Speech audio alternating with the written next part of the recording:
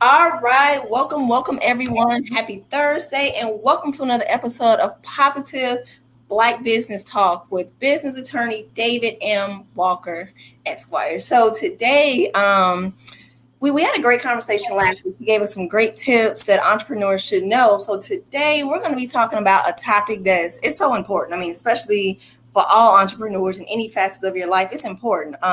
How to delegate entrepreneur, and that's one of those things that even myself, I'm learning more how to do because I like doing everything. So David, we're happy to have you here as the expert in all of this, the attorney, and you've juggled multiple businesses. And we do have a special guest for you all. But stay tuned. We'll be right back.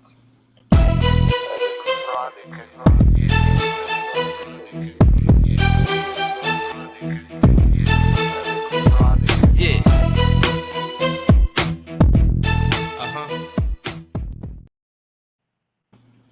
All right.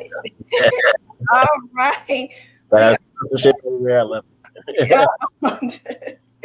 Well, how's your week been so far, David? Excellent. Getting ready for the weekend here. Probably, as entrepreneurs, the weekend is just a chance to catch up without their phone ringing. So you don't really have a vacation. You just got extra time that nobody can bother you. Right. So, but it's exciting. It's a good break. It's good to see people starting to feel better about going out, I guess I should say. My kids went from 0 to 100 though. They had I think last weekend I have 4 daughters, and all of them were either hosting or at a sleepover. So yeah, they're out and about. So they're ready for a good weekend. Me, I'm busy working. Right. It's nonstop. I understand. All right. So today we're gonna go ahead and bring our guest on today, Miss Dana Truly Inspired Martin. She's an entrepreneur of Truly Inspired Consulting. She has a few other businesses as well. So we will go ahead and get her on. And here we go. Hola, how you guys doing? We are Excellent. Good. Yes. So I gave a little brief intro, Dana. Now, we've been knowing you for a while. We go way back. But go ahead and formally introduce yourself and let us know what all it is that you do. Okay, awesome. Well, hello, everyone. Nice to meet you, David and Adrena. It's always a pleasure. So my name is Dana. I go by Truly Inspired Martin. In that arena, I am a personal development coach for women. I teach women how to go from BS to success in their life by increasing their emotional intelligence and becoming more self-aware. The Batman side of me, as I call it, right? The other side that people don't really know, that are starting to get to know me a little bit more. I do HR consulting for small businesses domestically. And we help people to recruit new talent and also implement retention strategies to keep people in the workplace, as well as some light onboarding and HR processes as well. So that's the little brief intro about me. Great to be here with you guys. Yes. I love it. So let's go ahead and I'm going to pass it off to you for a second, David, because you've been a business attorney for a couple of decades and you have a lot of experience as an entrepreneur. So how, and even I guess, I don't know if you want to take it back to when you first became an entrepreneur. Yeah. How do you really start to delegate and implement, all of that into your business? Yeah, I think the best way to think about it is think about where you want to end up. At the end of the day, most business owners are going to want to sell their business. You're going to want to either go public, someone's going to buy your business, but you want to sell it to somebody else. You want to try to, maybe raise money at some point. Anytime you're going to have to expose your business to someone else, they're going to want to know how you run your business. Okay. And everything inside your business has to be running at the same time. So I tell people to think of all the things you have to do in your business, like that circus act where somebody goes around and just spinning all the plates. So when you think about the things that your business has to do, you think about the things that you have to do internally, right? Like, do you have the right LLC? Is your taxes up to date? Is your accounting being done? And all of those things that come into the internal operation of the business. And then there's external pieces, right? Your customer contracts, your customers, the deliverables you have, your inventory, your branding, all of those things, marketing, all rely on each of your business. But people always want to order, like, which one should I do first, second, third, or fourth? And there's no order in entrepreneurship. They all have to be spun at the same time. Some plates have to be spun faster than others. Some plates are bigger than others, and some plates don't need to be spun in for a couple years. So what I do is after we start to figure out all the moving plates that a business could possibly have going, you have to figure out how are you going to keep all those plates spinning, right? So you can't, as an entrepreneur, keep all those plates spinning and put people in a position to either buy your company, sell your company, or invest in your company. If they look at it and you're like, well, who spins the website plate? Me. Who spins the trademark plate? Me. Who spins the, the taking customer delivery orders? Me. Who spins the plate on making the food? Me. All of that makes it very difficult for people to say, well, that's just you out there doing business. But if somebody wants to buy your business or sell your business, you have to start to decide which plates make sense for other people to manage. Even though I can literally go to all 100 plates and spin them individually, I can't possibly keep them all going at the same time. So you have to decide, okay, for this plate, I'm going to let the lawyer handle the contracts and the LLC. I'm going to let the CPA handle the bank statements, et cetera. And so you have to find people to handle some of those plates, or else you get caught in what's called paralysis by analysis. You can't really get anything going because every time you try to do something, you're pulled back into the business. So for example, how do you make more money? You go out network, you meet more people, you have a networking event coming up. But all of a sudden, somebody has a question for payroll at 6:15 and you got to leave at 6:30. Well, because you do payroll yourself, you can't go to that 6:30 meeting because you got to get this email out. And so it's a perpetual thing that you might not notice in the short term, but in the long term, you are missing so much opportunity on revenue by being bogged down inside your business. And if you want to know if you need to delegate, just look at your time. We all have the same 24 hours as an entrepreneur. We're going to sleep for 6 to 8. You're going to work out, exercise for 3 to 4 that you can't outsource and delegate. And if you take a list of what you did all day, write it down, right? 12 to 16 hours that we all have. And you start looking at that list and you put dollar signs next to everything you did that's going to bring you money. And then you put E as an expenses and everything you had to do, but you would outsource if you had money. You would find that a lot of people have a bunch of E's and like $1 or $2 signs. You got to have a bunch of dollar signs and 1 or 2 E's. And so that's kind of how you get to that point of saying, hey, you know what? I can't do everything. I got to start to find people to manage some of these plates. But here's the key. Here's the real key between successful and unsuccessful entrepreneurs.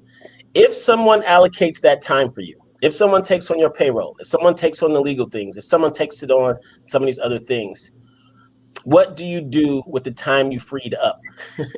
So a lot of times people say, man, if I just had somebody to do a website, or I just had some business cards, or I just had this. And then if you think about it, if they take all those things off your plate and they have you do it, what are you good at your core? So it's easy to hide behind, I can't really get my business going because I don't have these things in place. As soon as I finish them, I'll be able to start my business. The truth of the matter is your business has already started. There's a customer right now, right somewhere waiting to talk to you or meet you, and you aren't meeting them because you're bogged down with these things. So for me, I give myself about an hour, hour and a half or new things. Oh, this new domain name came out and I want to try something, or, oh, I want to try to get on this app or start a Facebook ad. Like, I'll try everything for about an hour. And even though I could figure it out, after that, I'm LinkedIn searching my contacts. Who specializes in Facebook ads? Who specializes in payroll? Because I can't afford to get bogged down and spend a day and a half to learn something unless I'm selling those services to other people. So when people say, I'm just going to do my own LLC and it takes them 2 weeks, I'm like, well, unless you're going to sell LLCs, it could have taken us, an hour. So I try to tell people that you got to ask yourself, am I making money off this action? And if you're spending all your time on payroll and you're not a payroll company, then you are losing money and wherever you could be somewhere else. I love it. I love it, David. And I think a lot of this goes into some points you made last week when it comes to entrepreneurs not wanting to pay for certain things. They feel like they can do everything themselves. And like you say, they end up wasting more time trying to. I'll be honest, I've been guilty of this myself because I feel like I can do everything. I'm like, I can do this, let me do this, but then and you can't. This is not this is not what my business is. So why am I sitting here, like you said, trying to learn how to do all these things that have nothing to do with nothing? So what about you, Dayton? Tell us your experience about delegating and how you've been able to, implement that into your business. Whew. Okay. Well, I mean, let's start from the tip top, because he was touching on some stuff, and I wanna play devil's advocate real quick, right? So I'm listening to you and I'm like, ooh, I definitely need to outsource. But we have those people that are like, ooh, but this is my baby. Like, I don't really want nobody to touch it. I'm scared that somebody will, take my ideas or take my structure that I have here and take it somewhere else. So in your expert opinion, what are Mhm. some things that you can put in place when you are outsourcing to protect your baby, right? So Yes, that people yes. can feel more comfortable outsourcing to other people. Absolutely. And that's a great point because there are ways to sort of help you feel better. Let's use your example of a baby. We all have a chance to or been a part of babies in our life and taking care of them. I have 4 little babies. They're not babies anymore. But if we actually sat there all day watching them and only changing their diapers and only feeding them, and we never put them in daycare, we never took them to school, we could never be productive in life. And that's sort of how it is with the business. At some point, you have to trust the school, you have to trust other people. Now, the school is not in the business of making babies, they're in the business of training babies. So I take them to my school because I know they're not going to make more babies for me. They're going to train them. Most of your contractors aren't in your business. The paranoia that somebody's going to make money from your business is not real. It's not real at all. In fact, when people talk about China, they go, well, I don't want to go to China because they steal my stuff. China steals stuff that's popular and makes a lot of money. That's how they like. They're gonna steal Louis Vuitton. They're gonna steal Gucci. They're not gonna steal your, shirt that you only sold 22 to the people on down your block. Their job is to mass produce and sell to you and convince you to buy a lot of quantities for them. They don't want to steal that. So same thing in business. Most contractors you run into aren't looking to steal your business. And some developers may be little, when you start doing the apps and development, it kind of does get in the gray area. I know everybody's worried about that Facebook situation, but the way you protect yourself when you do turn your baby over to a contractor is NDA, non-disclosure agreement. So if you had a babysitter that's come home and take care of my baby, oh, hold on. Before you get control of my baby, I need you to sign this NDA, meaning that this is going to be my baby when it gets back. You're not going to try to put anything crazy in my baby's head, and you're certainly not going to take my baby and go and do something with it. So what I do as the business attorney is try to give people tools to make them feel better about outsourcing that it is your baby. And one of the things that is hard is that entrepreneurs are super smart, and they can figure anything out. And that's the hard thing about your time allocation is you have to be disciplined to say, even though I can figure this out, I need to stop. And that happens to me. It happens to me every single day. It happens to me in my house in plumbing.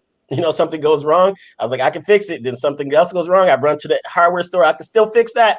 And at some point, you have to say, all right, I can't fix this, but I'm going to turn it over to somebody else. Same thing in business. You have to be self-disciplined because no one else is watching you. You're making these decisions by yourself. So you have to be disciplined to say, I'm just going to turn this over to somebody, let them take care of my baby so I can go to work. Because if I sit here and work on this baby all day, I can't get to the sales and the customers. And because I know how to take care of my baby, it makes it even harder to outsource it.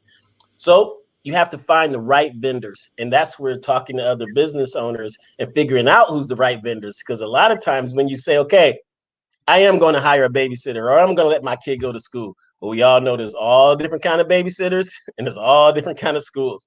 Same thing in business. Once you make a decision to outsource, that's the scary thing, right? Okay, I'm not going to do my website. I'm going to hire somebody to do my website. Then who do I hire? That's where they all get stuck. They're like, oh, well, who's best, etc. And I tell them, talk to other business owners. Look at other business owners' website and ask them who did your website.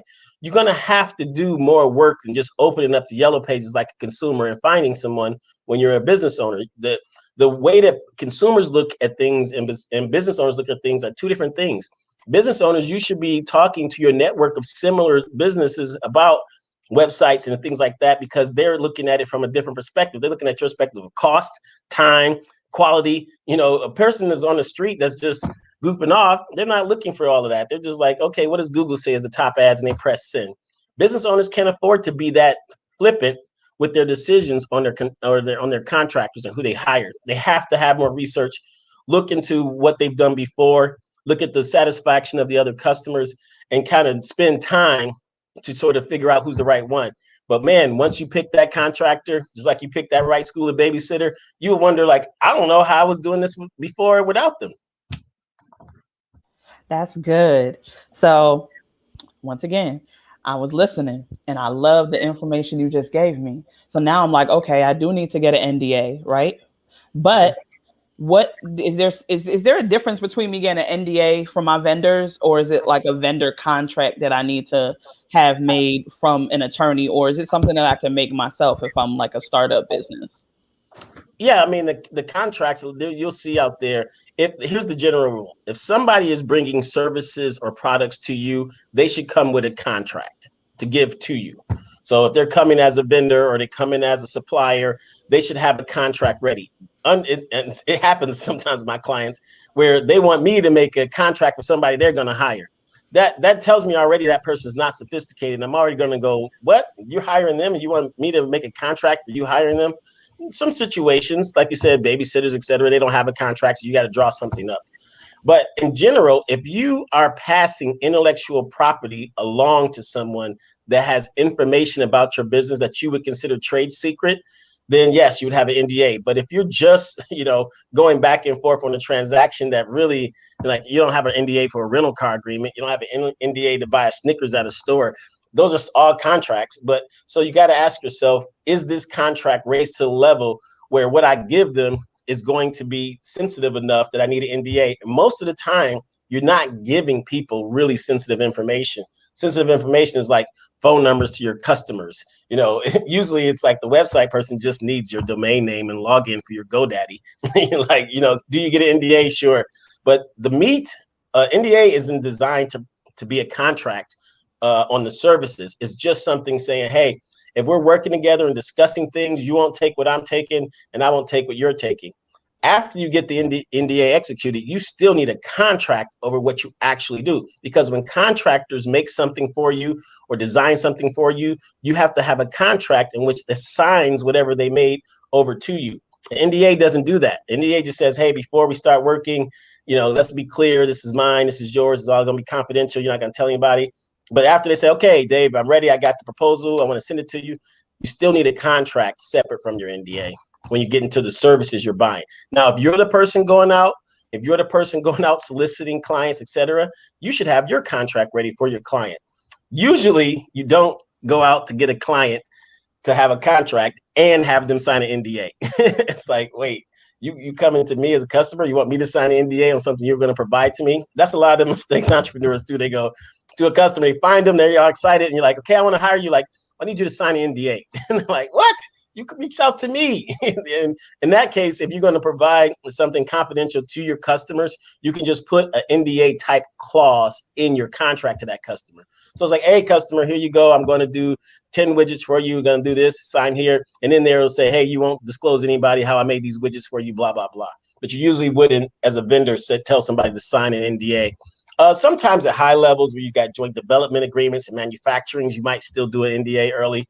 But usually the day-to-day business owner only needs it for people that they're going to hire, that they're going to bring in for things that they want to show them, like payroll records or financial information. You say, okay, I need you to sign this NDA before you come work for me. I love it. I love it. Well, Adrina, what you got on that? I mean, I'm listening. I'm just soaking up all the information in, and I think, well, I don't think, but I know, like, when it comes to delegation, this is a question, and you kind of touched on this earlier, Dana, when you asked about trust. You were talking about the business being the baby and not wanting to, to give up certain things. And I think that is one of the big things that stops people from wanting to outsource or from wanting to, because they feel like they're not going to care for it like I do. And like I said, I've been guilty of this myself because I'm like, I know how hard I go for something. So it's like, was this person going to treat it the same way I am? And it's trust your instincts. And when it comes to that, as a business owner, we got to trust. It's in your gut. So what does that mean? People who have to earn your trust in their business know how to earn people's trust fast. I don't know how to explain that. Think of it this way. When people say to me, Dave, how do I know if I have a good attorney? I tell them, if you have to ask, then you don't. It's just one of those things, right? So if you have to ask, you don't. Your attorney should be borderline giddy to tell other people, but you don't want them to hire them because you don't want anybody to know about it. There's so many out there. There's so many CPAs out there.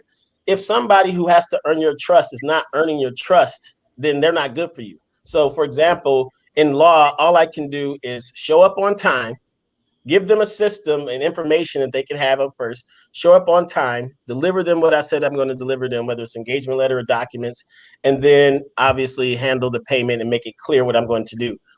When people tell you how they're going to act, don't think because you signed a contract, they're going to act differently.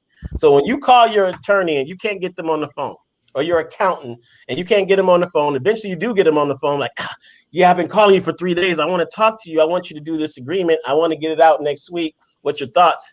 And they're like, well, send it over to me. Let me see what happens. And we can go from there. And then you send it over to them and you don't hear from them, And finally, like, yeah, I'll do it for you. Give me $700 and go ahead and send it over and I'll take care of it. And you go, okay, great. You sign everything. You send them $700 and then you don't hear from them again. And then they call me and they're like, Dave, I didn't hear from those people. I didn't hear from my contractor. I'm like, but they showed you who they were leading up to that contract, but you signed it anyway, thinking like, oh, this is going to be different after this. If somebody is in the business where you have to trust them and they can't sell you on trust, it's not the right person. Because if you're like, hey, you're like, yeah, so some businesses you don't have to sell people on trust, like the gas station, right? You don't go to the gas station and it's like, let me tell you about my premium gallon. You're like, whatever, I just take the lowest price and stick it in. Give me 10 on, yeah, on give me 10 or whatever. I don't need no trust. But you go to do your estate planning, or you go to open up a bank account and your teller is not looking trustworthy, or your attorney or your CPA is not giving you trustworthy vibes. It's a sign that trust has not been established. And sometimes as entrepreneurs, we will convince ourselves of trust just to check it off our list. But if you watch, and I'm a big person of emailing, responding, how they respond, and then if they takes a long time to first get on the phone, I'm pretty much determined I'm not doing a deal with them. I'll listen, but because you didn't respond when you said you was, because you didn't deliver this document when you said you were, my trust level is dissipated to the point where I'll just treat you far out. I won't give you the benefit of the doubt anymore. And here's another thing about time, okay? And we're all professionals and entrepreneurs. When people are late to meetings and I don't tell you, they are telling you they think their time is more important than yours. Yep. A meeting is where we both mutually agree to move everything around our world to come to one place at the same time. When somebody you hire is late and they didn't tell you, it's one thing to say, hey, we got this thing at 7. At 12 o'clock this morning, I found out I had a flat tire. I would call you and go, hey, I got a flat tire and I'm up 3 hours away. I might be late tonight as soon as I find out. But if I call you at 7:02, while you all dressed up and ready to go, and I go, oh, you know what, I'm going to be late. Or worse, I call you at 7:30 going, I'm going to be late. They're saying to you, I had things to deal with that wasn't as important as your time, because I could have went and done something too. I could have went and did something. Oh, 7:30 at 12 o'clock, you tell me it's going to be 7:30? Great. I can move my stuff around and we can come back at 7:30. So time is something that doesn't cost any money, but listen to how people manage their time, and that'll give you a good indication of how you can trust them or not. That's my most expensive commodity. You hear me? Time. Yes. I don't play that. We have a shot clock. Here, and everybody gets 5 minutes for open discussion, and we got to move on. Time is very important. It goes by fast. Yeah, it does. And then you made some good points, David. You said trust your instinct, and people show you within those first couple of interactions before you even completely get them on board. And so, like you say, it's like we want to give people the benefit of a doubt, but to the extent to where we end up hurting ourselves a lot of times. It's like you said, they showed who they were, but it's like, well, we wanted to rationalize with ourselves and make all this stuff up, So I think of it sometimes like a casino, right? Like business sometimes can be like that. I can have 10 perfectly trustworthy vendors sitting here. 8 of them is going to perform great. 2 of them just going to have a bad day and mess up. They're going to maybe something happens with their spouse, they're going through a divorce or something that you didn't know about, but they perform for other people. Not every vendor you pick, even if you trust them, is going to work out. But you got to feel good about what you picked, right? It's one thing to lose money. It's another way to say, hey, it worked, it happens. It's another thing to lose money when you know you shouldn't have done that, right? When okay, I should not have spent all that money in that casino. I did not have it, right? So it's a difference when you say, okay, you know what? I know what I'm doing. I feel good about these vendors. I feel trust. It may or may not work out, but I feel good about it. It's what burns business owners who want to call me to sue, and I don't do any litigation, so I can't help them, is that they trusted something that they probably shouldn't have trusted in, and they gave their money based upon that, and they want to come and say, hey, all these things hurt me. But after you've done it without talking to me ahead of time, I can't really help you. So if you're about to spend $5,000, $10,000 on a vendor or some relationship, you might just want to take $500, whatever the local attorney's charging you, and run it by them and say, look, before I spend this, is there anything about this relationship that I should be untrustworthy? Is the document untrustworthy? Is their email address untrustworthy? Is this company have something out there that's untrustworthy before I spend this kind of money? If you're spending $200 on a vendor, don't spend any time establishing whether it's trust or not. Like, find another one. Like, that's enough, right? Like all right, I'm only spending $200 and you can't return my phone call. I'll go find somebody else. So, that's one of the things too, is just sort of, trying to get some, background on your contractors before you get started. I think that's like anything like that is a relationship building. Like, everything is a relationship. Your intimate relationships, your friendships, your partnerships, your business ships. I made that up, right? Like, so like all these different things, and that's how I treat them accordingly. Like, the same way you would be trying to date somebody, you trying to get to know them, you trying to see if this is gonna work. Like, do we vibe? Like, do you return my calls? Do you return my text? Do you go the extra mile? Like I'm saying, like, though, you look at all those things and all these different relationships, and if they not giving all the energy that you need, I don't feel like there's anything to pursue further. I interviewed so many different people to do virtual assistant work for me, and then I'll test trial them. That's one of my things. Like, I like to make sure I trial people first. So when I'm trialing you, I'm seeing, do we vibe? Like, do you fill in the gaps that I can't do myself? Because if I feel like I could just be like, let me kick you out real quick and I can still do it myself, then you're not a benefit to my company or what I'm doing. So I think it's really important to make sure that you're finding people that can actually fill the gaps of where you're weak. And that comes a lot with like knowing who you are. One of the best things that I've ever done was take the DISC assessment, right? Yes. DISC assessment. And this really shows I'm a strong ID. Are you? Yo, me and you, high five. Okay. Super high I. Yes. And I have my strong D.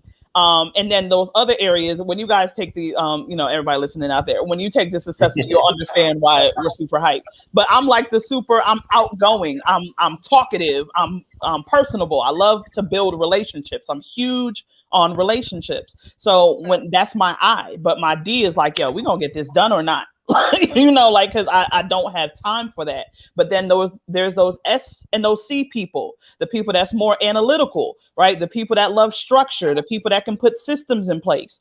Those people are the people I need because that's what I lack. So knowing the type of people you need around you is going to really be beneficial when you're delegating, because if you don't know what to delegate or why or who you are as a person, you're not going to really understand why you need X, Y, and Z on your team. So, yeah. And I think that you did a great job in explaining how you have to put in work to find people. You can't just say, I'm looking for this title, because you'll get a bunch of resumes with that title. I tell people you have to put in work because you have to hire slowly, fire quickly, but put in the work. And so give you an example, the same thing as executive assistant. Instead of me listing that I'm looking for an executive assistant, I actually said, look, this is who I am. I'm Dave Walker. This is how I manage my day. I run around, I do this. I have all these businesses. Here's where I need help in. And then I have a quiz inside of the actual job description that they have to complete in order to move to the next round. And that quiz will ask them things like, have they put together a Rubik's Cube before? Do they like coffee, in the morning? What's on the northwest corner of 17th Street and 7585? Just a little quiz of things that, like, what's 250 times 6, just to see if they respond. Right. Half the resumes don't answer the questions. That's easy.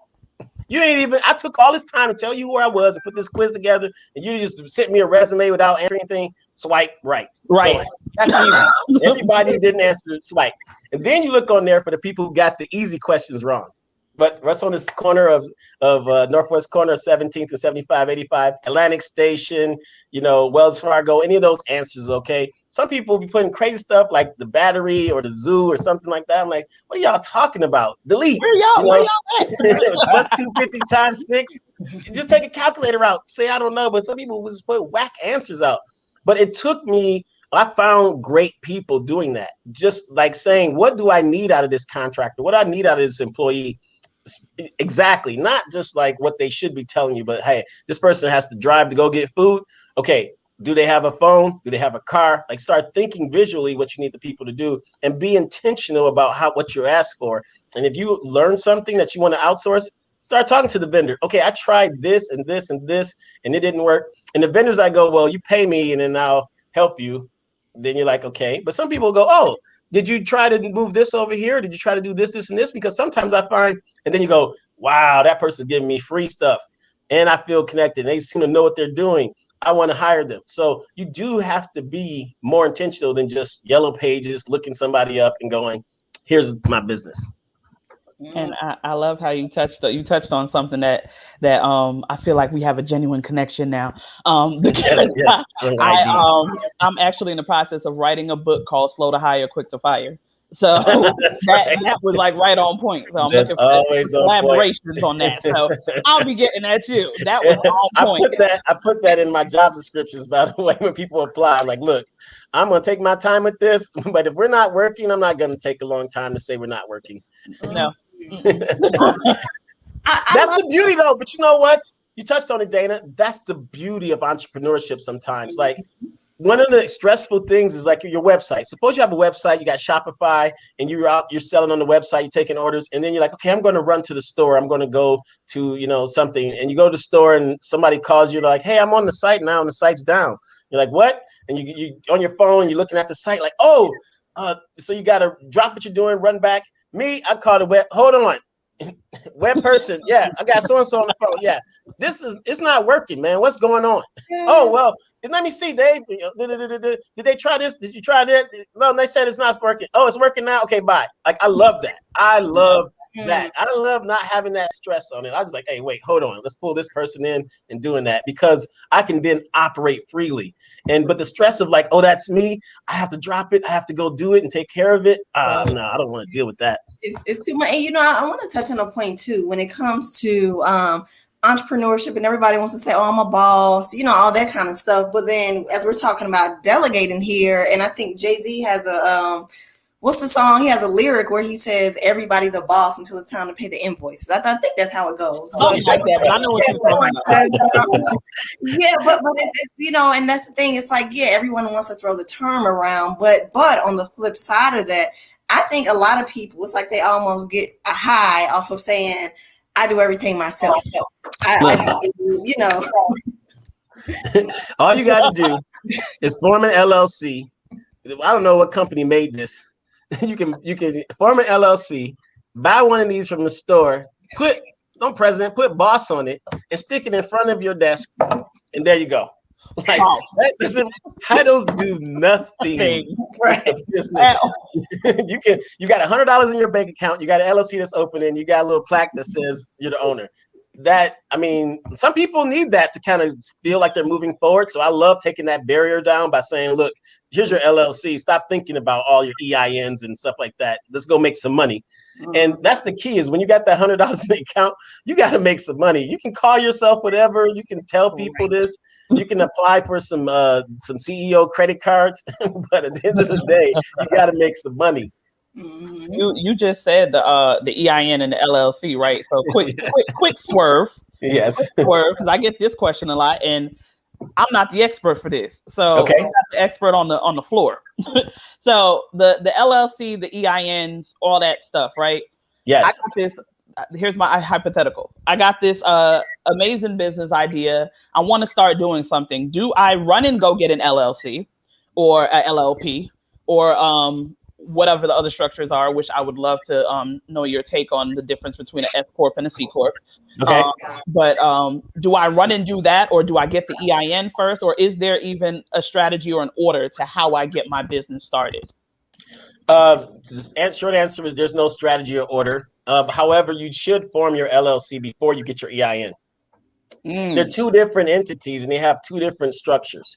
So your LLC that you choose at your state level is saying how you want to protect yourself from lawsuits. And so the LLC allows you to protect yourself from lawsuits, and so does the corporation. The difference is the maintenance. A corporation, in order to keep that protection, you got to have directors and officers and stockholders and corporate minute book. Even if it's just one person, you got to keep those records up in order to keep that protection. With LLC, you don't. So when you're choosing at the state level, you're choosing your liability protection. A separate decision is how you're taxed, and that's when you choose your EIN. What people don't know is that the tax categories for choosing your EIN sound the same as the categories for choosing your business, so it's confusing. So you can choose a tax category of SCorp. That just describes the section of the code of the tax. It doesn't mean you have to be a corporation. So some people will read about the tax advantages of SCorp in their industry and decide, I'm going to form a corporation. That's a big mistake. You can form an LLC and have it taxed as an SCorp. Some people see like, okay, I have an LLC, but I can't be a corporation or tax as an S-corp, and that's not true either. So the idea is that you can be an LLC tax as a partnership, tax as a sole proprietor, tax as a C-corp, tax as an S-corp. Everything in the EIN lane is all about how you're taxed with the IRS. You should talk to your accountant about which categories work for you. Now, there's some defaults that they'll put you in. If you form an LLC and you go to this IRS and say, hey, I need an EIN, they're going to default you in a tax category called pass-through or disregarded entity. You can go to your accountant and file to have it changed to C-corp or S-corp taxation. So that's a little bit of the confusion. That's why attorneys make so much money, is that the government does a great job of creating confusion. Now, if they said you have tax categories 1, 2, 3, 4, 5, 6, then people would go around going, I'm an LLC tax category 4, or I'm a corporation tax category 2. But instead, people come to me, they'll come to me and say, what kind of business do you have? They go, C-corp. I go, no, that's your taxation. What kind of entity do you have? And I'm like, I have a corporation, but I could be something else. I'm like, yeah, you could be an LLC taxed as a C-corp. I'm like, I thought because corporation was in the name, I had to be a corporation. I'm like, no, that's other stuff. And I'm one of those guilty people that thought exactly the same thing, because I'm like, I don't get this. Everybody's telling me, oh, you need to go, become a S corp or C corp, and I'm like, so I need to change from an LLC. No, don't change. It was so confusing. So some people do change. Some people don't want the burden of that corporation and will say, Dave, I want to elect to be an LLC. The problem with that is that if you form a corp and you've made some tax elections to say I'm an S corp or C corp, if you start changing to an LLC, you better have your accountant involved, because certain things could trigger your EIN that you already set up that could cause some tax problems in terms of your tax return, et cetera. So use that. Tell people before you want to convert your corporation back to an LLC, talk to your accountant, because it's not that easy. It's a little bit easier to convert from an LLC to a corporation, which doesn't really happen that often. Instead, I tell people, so just to put your mind at ease, Dana, we can literally, if you came to my office by 8 a.m., we can have an LLC and EIN formed by 12. So, you can do same day now. So to have, and the importance of that, of having an LLC and EIN, is that now you can open up a bank account. And the importance of that is now you can start making some money. So those are the two things that people, I tell people this too. If you even believe that one day you might want to form a business, form an LLC right now. The reason why is because you get the advantages of the date. It's the born on date.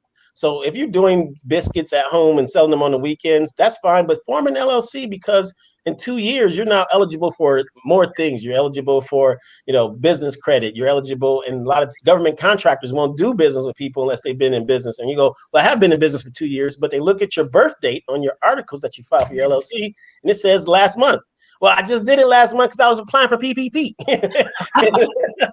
It's like, well, you're not that old. You should have done it 2 years ago. So I tell people, apply, get your LLC. You can put 0 on the tax returns at the end of the year. You can just pay your $50 annual fee to keep the LLC active. But when you're ready to quit your job or put your money into it, et cetera, it's there. And it kind of just feels good to have a little bank account, put a little money in it, make sure, all right, I'm in business. I'm not selling anything yet, but I bought my nameplate, my boss, I'm doing some things. And then you start to say, okay, now when you do your contracts, now when people ask you for your W-9 to pay you money, you now can put in your EIN from your LLC instead of your social security number, right? Because a lot of times people just fill it out and put their social security number in there, turn it over to who knows who that works there. So the LLC having that EIN that's separate from your social security number, same number of digits, but separate, is important, sort of keeping your privacy as well sometimes. Yeah, because I've been an LLC for like 4 or 5 years now. And for the past 2 years, I was going back and forth with everybody about this SCorp, CCorp thing. So you just put some clarity, and I know somebody just got some real good information off my question. So I'm hyped. That's right. Certain industries is better to be taxed as C Corp. Certain industries is better as S Corp. Certain industries is to keep a sole proprietor. Some of them is better at partnerships. That's 2 partnership LLC. It depends. So just to give a little bit more nugget to what you're saying, typically the S Corp taxation is best when you are paying yourself a salary. Okay. Meaning that, so as a business owner, you know this, when you go out to apply for credit or when you go out to do things and people don't see that W-2 and you try to explain to them, I'm a business owner, I get Schedule C filing or whatever, it becomes a big rigmarole. Oh, they don't have the W-2. They don't have payroll records. Oh my God, I don't know how to process this. So one of the things business owners will do is say, look, I'm just going to pay myself a salary so I can give these idiots my W-2 or give them my, 10 tax return. It shows that I'm making this money, so I don't have to deal with that. So if you're buying a house or a car, entrepreneurs will sometimes choose to pay themselves a salary. In those cases, and when you're paying yourself a salary, most of the time, S Corp can be beneficial. Again, talk to your accountant, but that's usually when it comes up when your accountant says, you know what, you've been paying yourself and drawing this money down, you should consider paying yourself a salary. Also, when people aren't responsible enough to save their taxes. So this is a big point. And government allows you to make as much money you want, and they'll get their money later. They just sit back and watch. And you get that money, and at the end of the year, you're like, I pay the taxes now? And they're like, no, just wait until, whenever April, pay that money. And so what you do, you don't have the discipline. You start saying, well, I think I need to keep about $5,000 to the side for taxes. But things come up, and you spend that $5,000, and April comes along, you get a delay, try to go out in October, and you get behind because you spend the money. Some people don't want to do that. They're like, look, I'm going to put myself on payroll. I'm going to take my money out in payroll, pay my taxes, put it aside. And then that way I don't have to worry about when April comes around in terms of me owing money because I paid myself and I paid it already. So some people do a salary too because they don't have the time or patience to keep up with how much they're going to owe in taxes. That's good. I love it. I'm just soaking up all this knowledge in. And now I do have a question. I want to talk about, because what's the saying? You said, what is it? Slow to hire and quick to fire, right? That's what the saying is, right? So I want to get into, how do you take the feelings out of firing people? Because for some people, it may be a situation where it's like, oh, this is my homegirl, my homeboy from high school, and I hired him on, and now he's not doing the job, but I don't want to let him go or let her go. So they just kind of keep him around. What are your thoughts on that? Is that for me or for David? I'll let David. I'm not saying, you're the HR expert here. I think that when it comes to firing, fire away. There's so many different answers to this, but I'm gonna keep this real brief. 2 parts. Take the personal out of it, right? You need to take the personal out of it. I don't care if it's, unfortunate to say, I don't care if it's your mama, your father, your uncle, your brother, your sister, your cousin. It doesn't matter. If the job's not getting done, it's hurting your pockets, it's hurting your business, it's hurting your reputation. You cannot allow that to be the hindrance. When they took the position, they were under the understanding that if the job that was said here on this paper was not completed, there is an opportunity that this relationship, this contract, whatever it is, could be severed, broken, done for. You have to take the personal part out of all of that. Second, the other part that I would look at this, and there's about 6 more points I can make, but this is another very valid one, is to put somebody in between you and who does that job. Meaning, If it's your cousin or your uncle, or your brother, your sister that does that position, whatever you're trying to get rid of, there should be, I don't care if it's a virtual somebody, there should be somebody in between you and that person. A lot of times CEOs, right, president, boss, they want to be involved in every part of that job, that company. That ain't your business. That's not what you're supposed to be doing. All that little day-to-day stuff. You got to start studying bigger companies. When you start studying bigger companies and how they run, you don't see Elon Musk, Tesla, right? Jeff Bezos. You don't see him saying, Adrena, I seen that you didn't deliver that package today. You're fired. Right. Okay. He don't know what the heck going on down there at the ground level. No. And that's that delegating part as well. Like, you need somebody. I don't care if you got somebody just on standby to fire. Okay. Like, you have like your virtual HR assistant. And to be honest, like, even if you can't afford someone like me or someone in the US, there are so many people that you can get on HubSpot. You can get on Fiverr. You can get on, I got a whole list that somewhere in the corner that I can give you on places where you can go get somebody for like $10 an hour or less. If you want to outsource out the country, in the country, $10 an hour or more. Have a little personal assistant. Maybe your niece does a real good job at being professional and can serve as your assistant and be that person that, lets them know that this relationship or this contract is no longer moving forward. Whatever that looks like, but there needs to be a buffer in between you and the people that work with you. So there needs to be some kind of parameters in place to actually make that happen. I'm gonna just leave it there because I don't want to go. No, I'm going to touch on. You're absolutely right on the exit. I'm going to talk about the preventative measure. Don't hire those people. There's a bazillion people out there. Stop being lazy. If I said slow to hire, take your time, find the right people, create your list, look at your cousin, and ask yourself, can they do the things on this list? Nah, but that's my cousin. Fine. Make money and buy your cousin a dinner, and then they don't have to work for you, and then you can still treat them nicely. But don't hire these friends and family members into your company. Certainly don't give them an equity interest in your company unless they meet the qualifications of what you do and they're willing to do that. And then, obviously you better have some standards so that you can. So Georgia's an at-will state, so you can basically fire anybody for any reason, pretty much at any time. So, here you can basically, just like you said, just fire them, just cut it. But if you put something in writing and you say, hey, look, we're going to have a quarterly meeting. We're going to go over and make sure things are done. Most people get fired, pretty much know they're about to get fired at some point because you've put some things in place. Like, we're going to meet monthly to go over this list of the emails and things you're checking. And then you go, did you check this? No. And then after a couple of times, they realize, like, this person's probably going to fire me.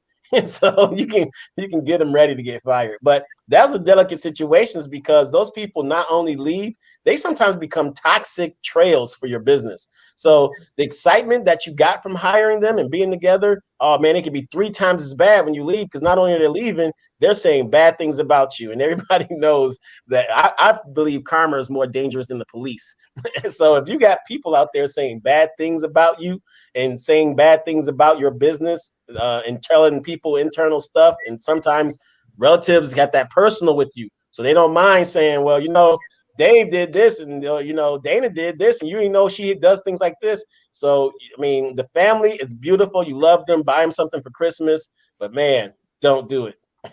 But you also know that, like, I think sometimes people are so quick to fire someone without even putting anything in place for them to follow, right? You have no SOPs in place. Like, I don't care if you hired somebody and they was the top salesperson at their last company. That don't mean that they can sell the way they need to sell for your company, the way you want them to. So if you're not putting that on paper saying, I need 10 blah, blah, blah sold each week at a amount of this, and if you don't meet this, then this is what happens. Like, there has to be a cause and effect in writing that somebody knows what they're following. And don't just expect people to just be the perfect employee or contractor if you have no expectations in writing for them to follow.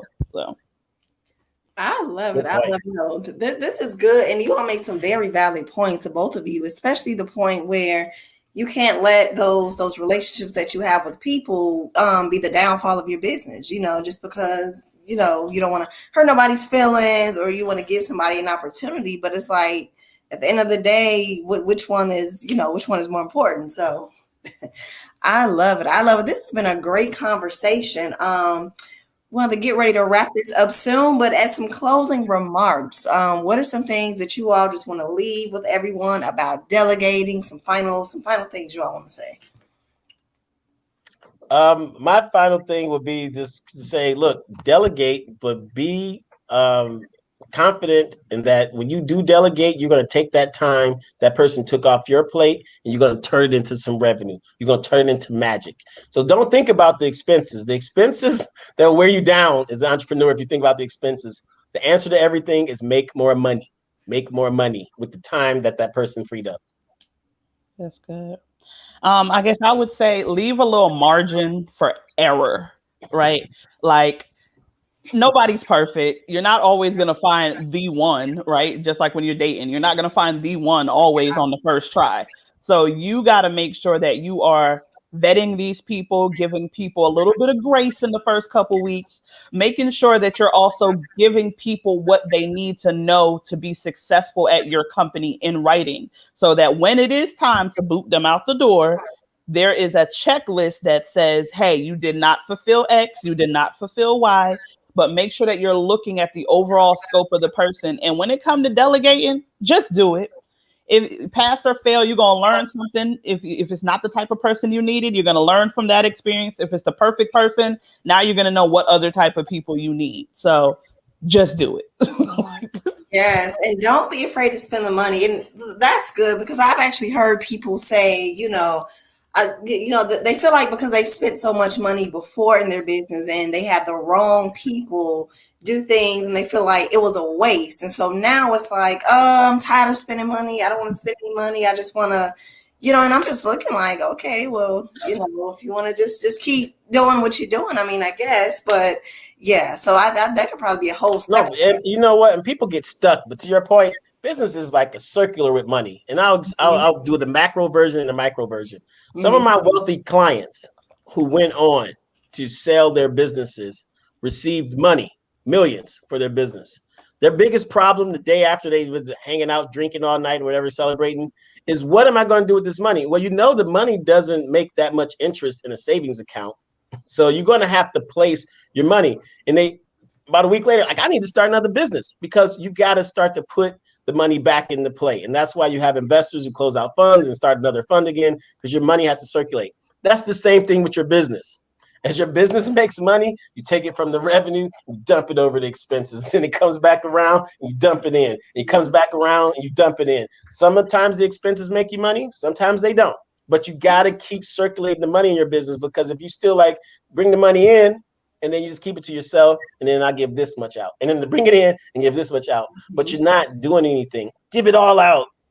Take the minimum amount you need and hire everybody else. They'll get more money, and then take a little bit and give it all out. Hire all kind of people, because when people feel your energy, feel your passion, most contractors, the business owners, the small business owners, understand and want to help you, and they understand it's an investment, and most of them, the good ones, will take it very serious. So just give yourself time. Trying to be the Bezos overnight is so much pressure. Yeah. Take time off of your schedule, your entrepreneur. The roller coaster ride, Dana, of having a very great month and a terrible month, it can make your stomach hurt. Yeah. I don't even look at the bank accounts, because you sit there and go, wow, I got 10 new clients this week. And then you go 3 weeks with no clients. Yep. That stuff can make your stomach hurt. Early stages, that's going to hurt. By year 3 or 4, you're like, whatever. I had a great month, whatever. I had a low month, whatever. Like, I know how to get it next month. Right. So you got to build up that tolerance, that stomach. And when you sort of work that way with your vendors, some of them will work with you if you get behind a little bit. Say, hey, it's been a slow month, and they know where your heart is. They're like, that's all right, man, give me next month. So you can build a rapport with them as well. But just give yourself time. Don't put time limits on your business. Just do it and then see what happens. Yeah. I love it. I love it. The solution: make more money. That's what you said, Dave. Make more money. That's My wife always comes the home. goal. She comes home with this grocery bill, look at it, and all I think about is make more Make money. more money. She ain't gonna take it back. I love to know, and I think that's important because for a lot of people, like we discussed this whole episode, it's the opposite. It's like, I don't want to spend the money because I think it's like the scarcity mindset. Like I don't know how I'm gonna make or if any more is gonna come. So let me just keep it all to myself instead of just spending it, taking care of what you need, and actually figuring out how to make more money. Yeah. That's right. I love it. I love it. Well, this has been a great episode. Oh, Dana, before you go, what are some things you got coming up if you want us to know about? Oh, geez. You just caught me off guard with that. There's a couple things launching. I got a personal development coaching masterclass coming out called BS to Success. So I'm teaching my framework to women to help them master that mindset of being emotional, intelligent, and self-aware.